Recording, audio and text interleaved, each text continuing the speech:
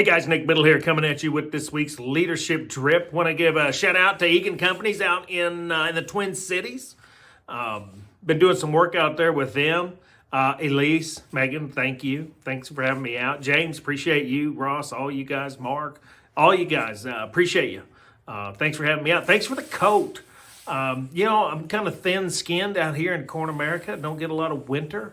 But when they booked me for December, January, February in Minnesota, they sent me this nice travel jacket. Had gum, looks good on me, and it's warm. Almost a little too warm to be wearing in this office, but that's okay.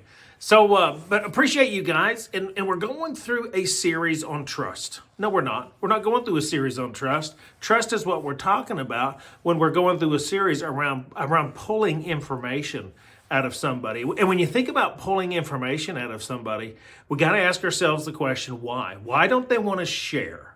Last week we talked about setting expectations, but this week, there's a pretty good chance they don't trust you with the information.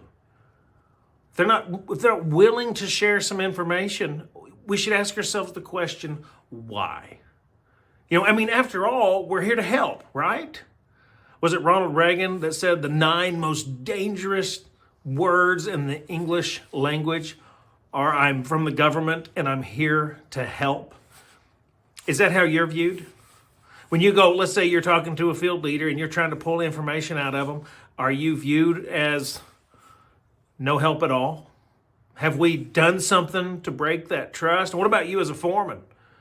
You're going to your apprentice, your journeyman, and you're here to help. Hey, how can I help you do this? If they're not telling you any information, what does that say about the trust that you've built? Might be a good opportunity to sit down and build some trust. And we've gone through trust in an earlier D.R.I.P. series, so I'm not going to go through that again. But if you're having trouble pulling information out of somebody, let's first look at the baseline. Is there trust? Do they know that we should be pulling on the same end of the rope? We're on the same team. I'm here to help. My job is to serve you. When you think about servant leadership, if we haven't done a good job of communicating that, if we haven't built that trust, it's going to be hard to pull that information out of everybody on your team. All right, guys. Till next time, take care.